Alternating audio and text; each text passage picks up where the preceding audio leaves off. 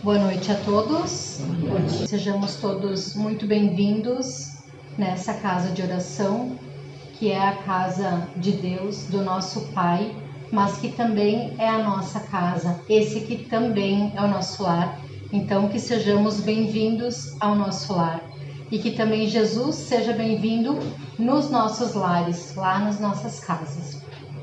Então, vou pedir a todos agora que fechem os olhos e mantenham-se com o pensamento elevado.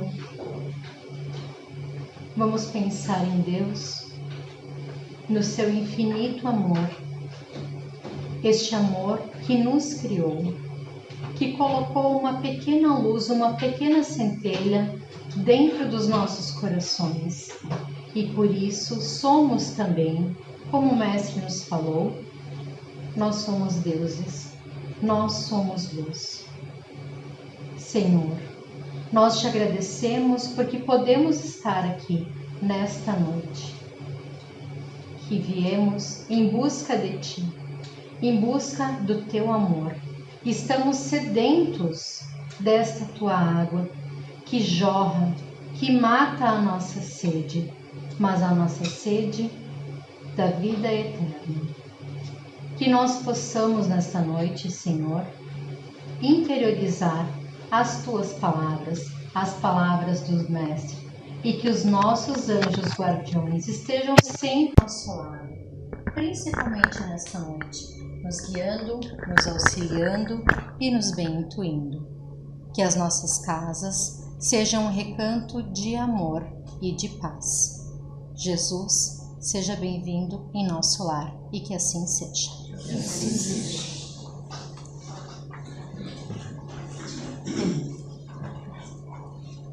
Então, o tema da nossa palestra de hoje, ele foi escolhido pela área da família e o nome é Limitação dos Filhos. Esse tema, ele foi retirado do livro SOS Família, que foi escrito pela psicografia do Divaldo Franco, mas pelo espírito Joana de Ângeles. E neste livro, a autora espiritual, a Joana, ela fala algumas coisas importantes a respeito da limitação que nós temos em ter filhos. Não é somente da limitação dos filhos. E nós vamos abordar esses dois assuntos hoje. As limitações em termos filhos e as limitações também nossas e dos nossos filhos. Então, ela começa dizendo assim, que muitas pessoas, elas têm condições econômicas de ter filhos, mas elas optam por não ter filhos. Enquanto que outras pessoas que têm menos condições, elas têm famílias maiores, elas auxiliam muito mais na reencarnação. E isso acaba gerando, como ela diz, uma dificuldade nas engrenagens sociais, porque os espíritos precisam reencarnar na Terra, mas algumas pessoas elas optam então por não ter filhos. Isso porque a maior parte das famílias, a grande maior parte das famílias, a maioria, ela teve um planejamento reencarnatório anterior à nossa vinda aqui para a Terra. Então nós combinamos lá no plano espiritual que viria o pai, viria a mãe, viriam os filhos, quem viria primeiro, quem seriam os irmãos, se viria na forma de filho do ventre, se viria na forma de filho do coração. Então nós já criamos todas essas conexões lá no plano espiritual antes de vir aqui, de reencarnar aqui na Terra. Mas muitas vezes, o que acontece? Os pais, eles optam então por não ter filhos, né? E essas crianças, elas até vêm e visitam em sonho, né? Pelo desdobramento dos sonhos, elas vêm visitar as suas famílias. Então, muitas vezes, vocês vão ver relatos, eu já tive relatos de mulheres ou de famílias que sonharam que estavam amamentando ou que estavam recebendo uma criança no colo, enfim, e aí depois aparece alguém grávida, né, a esposa, o marido ou alguém da família aparece. Por quê? Porque esses espíritos que já vinham nesse processo de preparação para a reencarnação, que a gente já tinha combinado lá atrás, eles vêm para fazer a visita aos pais. Quando o casal opta por não ter filhos, né, sendo que eles tinham, alguns realmente vieram e não vão ter filhos mesmo, né? Outros tinham essa programação e acabam decidindo por não ter filhos, por um motivo ou por outro. E nesse caso, Deus, na maior parte das vezes, ele não interfere no nosso livre-arbítrio. Se a gente não quer, a gente não vai ter. Porém, algumas crianças, alguns espíritos, eles precisam vir para a Terra. Então, nesse caso, a espiritualidade auxilia que aconteça essa reencarnação compulsória, porque aquela criança precisava nascer naquela família naquele momento. Então, existem também as reencarnações compulsórias. Só que a gente não pode confundir reencarnação compulsória com falta de cuidado. Porque muitas vezes as pessoas elas acabam tendo aventuras amorosas ou aventuras sexuais e acabam tendo filhos que não eram programados, que não foram programados lá anteriormente. Isso também pode acontecer. Mas o que a gente precisa entender é que nenhum de nós veio para cá sem ter o ok de Deus, sem ter o aval de Deus e sem ter o auxílio da espiritualidade. Então, reencarnação compulsória e a reencarnação sem o planejamento. E aí ela fala o seguinte, que mesmo que a gente não queira, que a gente negue esses filhos, eles acabam vindo em outras famílias próximas de nós, porque nós precisamos ter esse convívio, esse contato.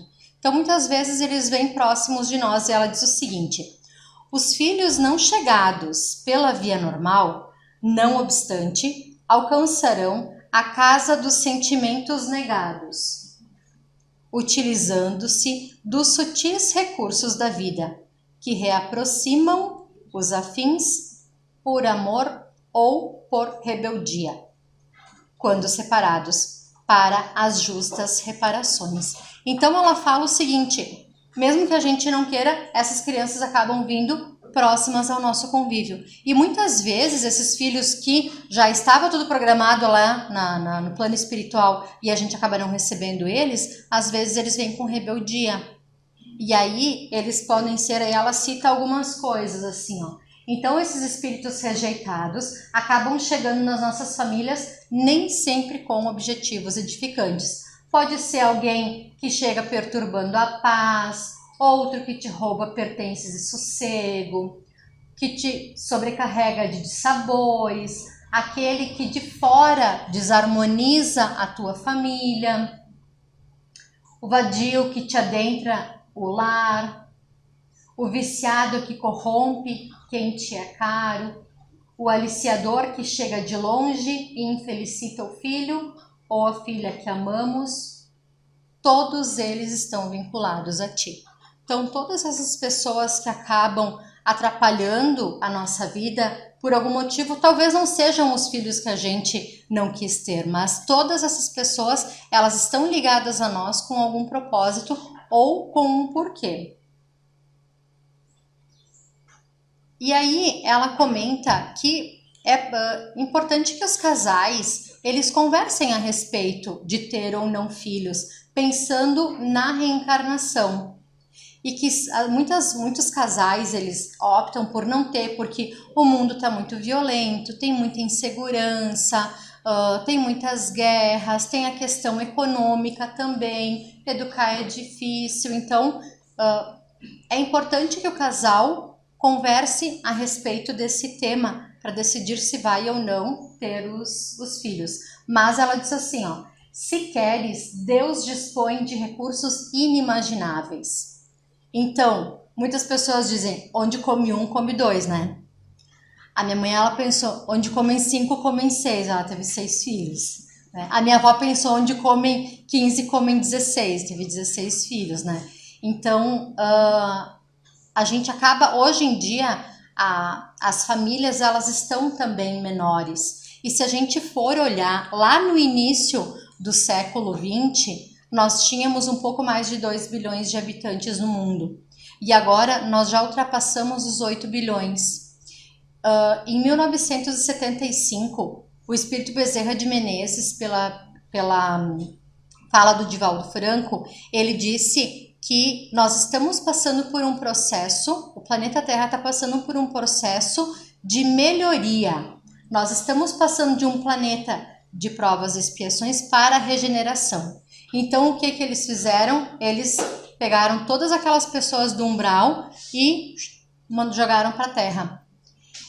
E aí essas pessoas começaram a renascer como última chance de darem certo aqui na Terra, porque depois, se elas não derem certo nessa vida, aí elas não vão mais poder renascer aqui na Terra. Elas vão para outros planetas mais primitivos, auxiliar aqueles habitantes do planeta, assim como no passado, como nós aqui na Terra éramos primitivos, recebemos ajuda de espíritos de outros planetas, nós também, se a gente não for bom aqui, a gente também não vai mais ter a oportunidade, por um tempo até a gente se melhorar, de reencarnar aqui na Terra. Então, essa leva de espíritos veio e os números comprovam isso, né? A quantidade de espíritos que reencarnaram, assim, em um século, foi algo muito, muito relevante, e a gente precisa prestar atenção nisso também. Sendo possível, acolhe-os da melhor maneira, porquanto, conforme os receberes, ser-te-ão amigos generosos, ou rudes adversários, dos quais não te libertarás facilmente. Existe uma história que ela está neste livro aqui, que é o livro Missionários da Luz, que ele foi escrito pelo Chico Xavier, na psicografia do Espírito André Luiz, e ele conta sobre a história da reencarnação, de uma reencarnação do Segismundo. E aí André Luiz está lá no plano espiritual, ele é como se fosse um repórter, ele vê tudo que está lá no plano espiritual, escreve nessa série de livros, se eu não me engano são 14 livros que ele escreve, o primeiro livro foi O Nosso Lar, né? E ele escreve então uma série de livros e ele fala como é que é o plano espiritual e a relação do plano espiritual aqui com a Terra. E aí ele participa desse processo, ele foi convidado para vir então para a Terra com esse grupo de espíritos para verificar como é que ia se proceder com a reencarnação de Segismundo. Eles chegaram então lá na casa, né, de Raquel e Adelino, que eram um casal. Eles estavam com o filhinho deles de 3 anos tomando café e Segismundo estava lá, triste, quieto, cabisbaixo. E quando Segismundo viu esses espíritos chegando, ele foi lá e abraçou o mentor, que era o Alexandre, e ele começou a chorar copiosamente. Por quê? Porque ele iria reencarnar naquela família e ele já estava se aproximando da família. Só que numa vida anterior, ele tinha sido o assassino do Adelino, que por um desvario, uma paixão enlouquecida que ele teve pela Raquel, ele acabou matando na outra vida o Adelino, não ficou com a Raquel foi parar num prostíbulo, então agora eles tinham combinado de, nessa encarnação, virem nesse formato de família. Mas o Adelino não estava querendo muito receber ele, então ele andava muito cabisbaixo, muito triste, muito receoso, né? E aí ele não conversava mais com a esposa. E o Alexandre disse para o grupo o seguinte, o mentor falou, isso para nós é um problema, porque quando o casal não conversa mais, isso não é um bom sinal. Então fica a dica. Quando o casal não conversa mais, isso não é um bom sinal. E aí, isso estava atrapalhando o plano reencarnatório do Segismundo para ele vir para essa família, né? E aí eles chegaram perto do filhinho e eles, por intuição, né, ali a criança, daquele jeito dela, a criança pediu, mamãe, por que o papai fica triste quando vem para casa? Ele é triste assim no trabalho também? E a mãe foi tentando, não, é que ele tá cansado e tal. E aí ele começou a, né, quebrar toda aquela aquela aura que ele estava tendo, assim, de pensamentos ruins e tal, ele começou a se ambientar mais na realidade da família. E eles começaram a conversar, o filhinho pediu depois para eles rezarem juntos antes de dormir, que a mamãe sempre rezava junto e tal, e aquilo auxiliou, então, para que o Adelino, ele tirasse aqueles pensamentos ruins e deletérios da mente dele. E aí o Adelino falou para Raquel que ele andava tendo uns sonhos ruins, em que um mendigo chegava para ele, tentava dar a mão para ele, mas ele tinha medo porque ele achava que aquela pessoa ia matar ele, e ele ficava horrorizado e todas as noites ele acordava, então ele até tinha medo de ir dormir porque ele sabia que ele ia sonhar, que na verdade era o Segismundo, né? Em desdobramento de sonho, tentando se aproximar do Adelino. E aí a família foi dormir, a Raquel, ela despertou do outro lado, né? Abraçando entidades que eram amigas, que estavam ali, que iam auxiliar no processo reencarnatório e tal. E o Adelino estava com um olhar parado, vazio, parecia que ele estava assim meio assustado. E quando ele viu aquela entidade que era o Segismundo, ele ficou com muito medo e ele começou a gritar. E aí o Alexandre, que era o mentor, né, foi lá, colocou raios de luz para acalmar ele e disse: Adelino, esse é o teu irmão. Ele é um irmão infeliz, ele precisa da tua ajuda. Adelino, perdoa ele. E então, Adelino perdoou, né? Segismundo foi lá, beijou as mãos de Adelino e aconteceu o perdão verdadeiro. E aí a gente pode ver nisso, né, que as pessoas estão em momentos espirituais diferentes, porque apesar de Raquel e Adelino dormirem lado a lado na mesma cama, Raquel despertou do outro lado feliz, ela estava, né, leve, enquanto ele estava com todas aquelas preocupações. E aquilo, o Alexandre, né, que era o mentor do grupo, ele falou que aquilo dificultava o processo da reencarnação, porque estava afetando as células e destruindo a hereditariedade. Então eles não conseguiriam fazer aquele processo se o Adelino não permitisse, que é o caso do livre-arbítrio que a gente falou antes. Então eles, num outro cômodo, né, na semana seguinte, eles começaram então com o processo, o Segismundo, eles deram passes, né, que daí o espírito, ele tem que ficar, o espírito, nosso perispírito, né, o nosso corpo espiritual, ele tem um formato, mas ele é um formato maleável. Então, hoje nós estamos assim, em outra encarnação a gente podia estar com outro formato, enfim, e para nascer um bebezinho, ele tem que estar num formato menorzinho, então eles começaram toda essa preparação. E aí, a história do livro, né, se vocês quiserem ler, enfim, parece algo simples, mas quando a gente percebe todas as coisas pequenas, né, as pequenas minúcias que tem no processo encarnatório, eles têm que ir lá, escolher qual que é a célula que vai corresponder ao corpo que foi programado para essa encarnação. Então, é todo um processo que a espiritualidade faz e que todos nós tivemos isso. Eles não olham para a Terra e dizem assim, ó, aí naquela família joga uma pessoa na família. Não, nós nascemos na família que nós precisávamos nascer.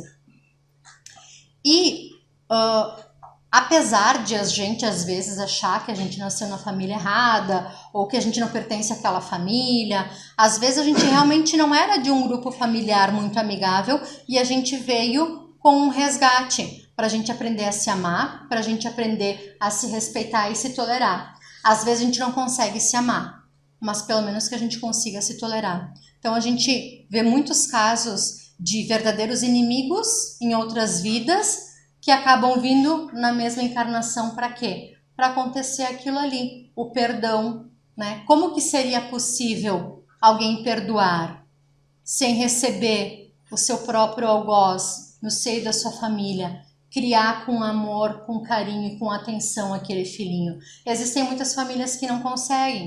A gente vê por aí muitos filhos matando os pais, irmãos se matando, pais matando filhos. E acontecem muitas coisas ruins porque eles não conseguiram ainda vir com com essa preparação, com esse coração preparado para o amor. E os nossos filhos também têm as suas escolhas. A gente precisa, quando eles são pequenos, eles são moldáveis, eles são maleáveis. Lá no Livro dos Espíritos tem uma parte que fala que as crianças, elas são como uma massinha de modelar, que a gente consegue moldar, porque nós somos espíritos que são muito antigos, né? Talvez os nossos filhos, as crianças da nossa família, são muito mais antigos do que nós. E às vezes são espíritos que vêm com más tendências. A gente precisa ajustar essas más tendências deles. A gente precisa melhorar eles. Como é que a gente vai fazer isso? Com carinho, com amor, com disciplina e com exemplo. Principalmente com exemplo. Então, a gente vai moldando eles, porque quando eles são pequenos, é uma argila mais fácil, né? Depois que a argila ela seca, ela fica rígida, tu até consegue, se tu quebrar ela, se tu amassar, se tu colocar água, se tu ficar mexendo, mas daí é mais difícil. Então, quando o adolescente já tá maior, se a gente não começou a corrigir lá na infância algumas más tendências deles, e às vezes os pais não conseguem enxergar porque acham que o seu filho é o maior tesouro do mundo, não conseguem enxergar que os seus filhos às vezes têm más tendências desde pequenos. Se a gente não corrigir isso desde pequenininhos, é muito mais difícil depois. E aí eles vão para a vida, e aí eles acham que eles são os reis e as rainhas como eles são em casa, e aí a vida ensina eles de uma forma muito mais dura, de que é difícil, né, ouvir não, é difícil a frustração, é difícil, né, ver uma criança chorando, é difícil educar uma criança, mas a gente precisa também dizer uns nãos para eles de vez em quando. Existia um rapaz nesse livro aqui, Bem-aventurados os Simples, é um livro do Valdo Vieira, pela psicografia do Espírito Valérios, e ele conta a história de um rapaz, são várias historiazinhas bem pequenininhas, bem curtinhas, e tem uma história que é de um rapaz que ele era filho único, criado pelo pai e pela mãe, com muito amor, mas com muita disciplina, e ele sentia muito a falta de ter liberdade. E aí um dia ele se revoltou, quando ele cresceu ele se revoltou e ele decidiu fugir de casa. E ele abandonou os compromissos afetivos que ele tinha com aqueles pais dele e foi-se embora. Foi viver numa região longe, trocou de nome, conseguiu trabalho, estudou, prosperou, né? Conseguiu se casar. Aí ele teve a bênção, né? Tiveram a bênção de ter uma filhinha no casamento, e ele dizia que ele era órfão para a esposa, ele tinha tanto ressentimento dos pais dele que ele nunca mais quis nem saber, nunca mais voltou. E ele tinha tanto ressentimento que ele falava para a esposa dele que ele era órfão. Então, depois, né, veio uma filhinha, daí veio um filhinho, e eles cresceram, ele amou os filhos dele com todo o amor que ele tinha no seu coração, e ficou velhinho, desencarnou. E quando ele chegou lá no plano espiritual, ele veio a saber que o filhinho e a filhinha dele eram o pai e a mãe, que ele tinha abandonado lá atrás e que tinham voltado para a família dele como seus filhos. E ele aprendeu então que a mágoa ela não serve de nada.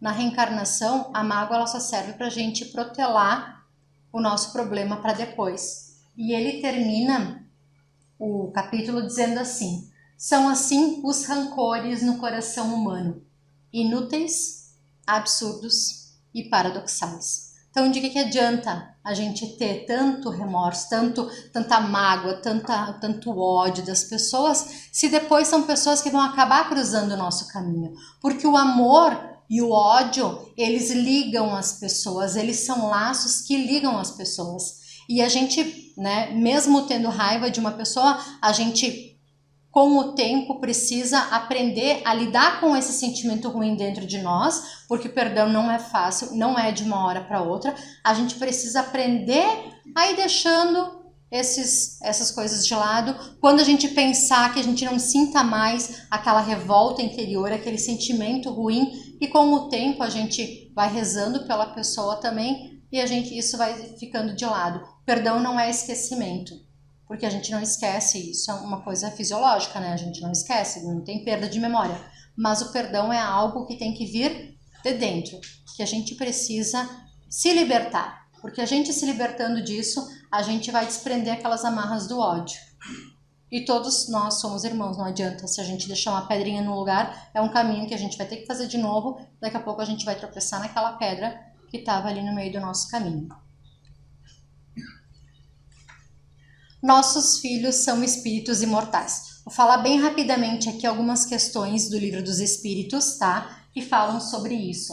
Na questão 204, a reencarnação amplia os laços afetivos. Traz simpatia entre os espíritos, porque a gente está na mesma casa, a gente, às vezes, são espíritos estranhos, aprendem a conviver naquela família, e aí, na próxima encarnação, começam a ter esse laço, né, com essas pessoas. Muitas vezes a gente tem amigos, pessoas de fora, que a gente ama com um amor, assim, que a gente nem sabe de onde que é. Talvez foram pessoas muito ligadas a nós, né, que foram simpatizantes de outras vidas.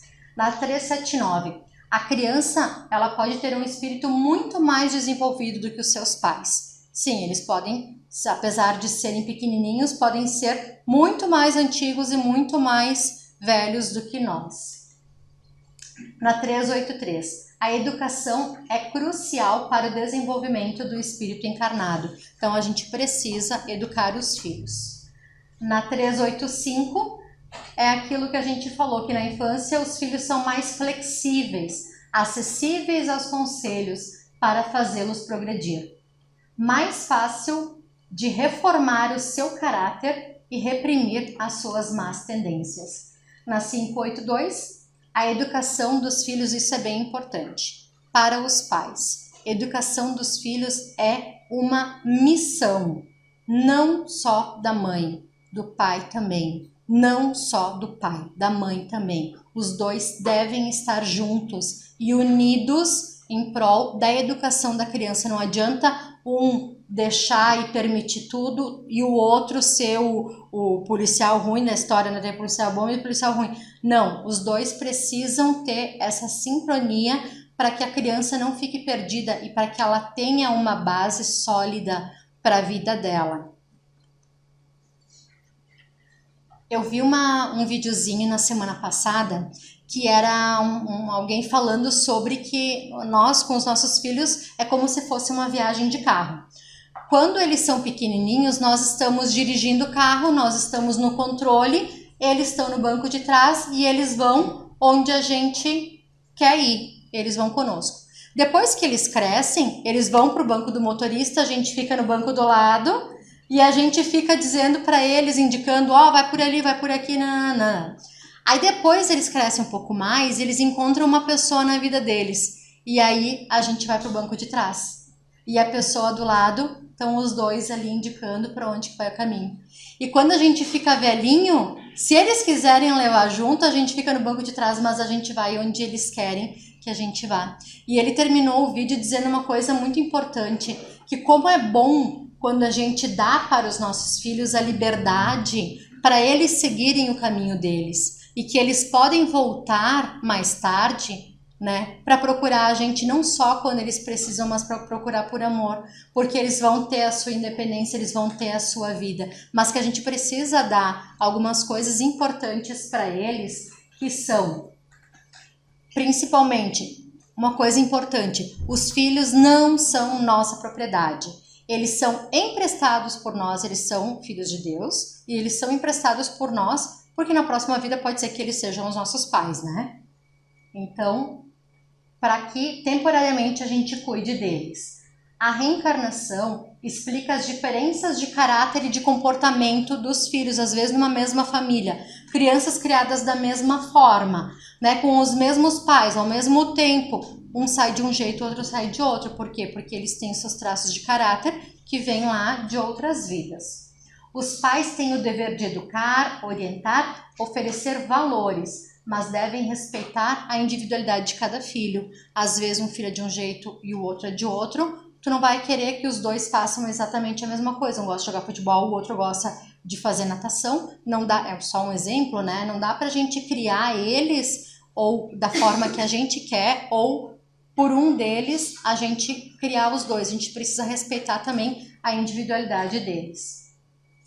A adolescência é uma fase bem relevante, onde revela o caráter da pessoa e tem grandes transformações. Exige paciência, compreensão e presença. Enquanto eles são pequenos, até os 7 anos, eles estão muito mais ligados ao plano espiritual. Aos 7 anos completa a reencarnação e aí eles são mais ligados aqui na Terra. Por isso que crianças muito pequenas veem, né, os seus amigos imaginários, veem anjinhos, enfim, e depois eles passam, né, esquecem, com o tempo vão crescendo. E na adolescência parece que vira a chave, eles viram outra pessoa, mas na verdade eles estão retomando a personalidade que eles tinham lá nas outras encarnações. Então, se a gente não moldou eles, não moldou as más tendências deles, na adolescência vai ser mais difícil daí de contornar isso.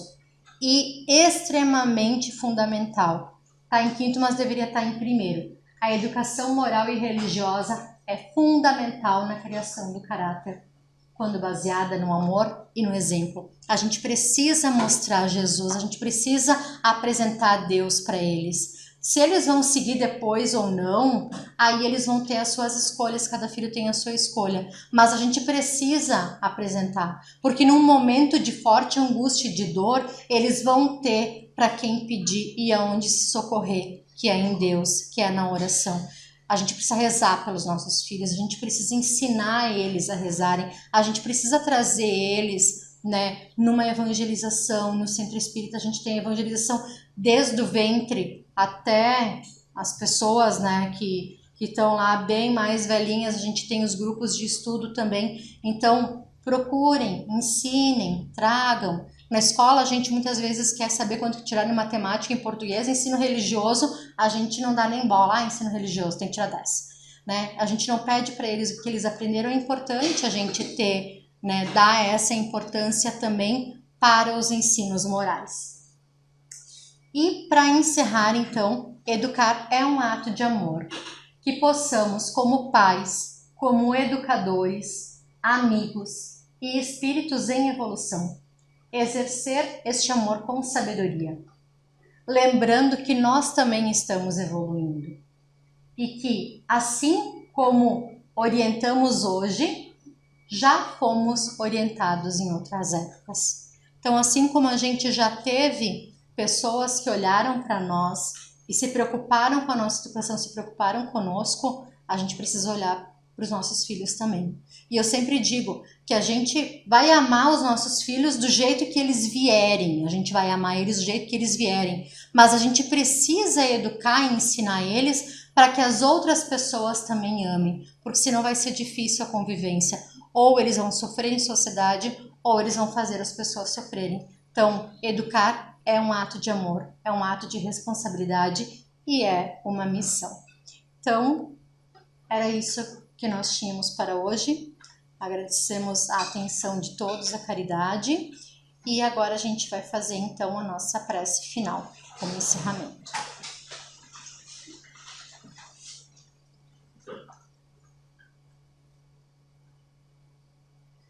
Senhor Deus Pai, que um dia olhou para nós, nos criou a tua imagem e semelhança, com todo o teu amor.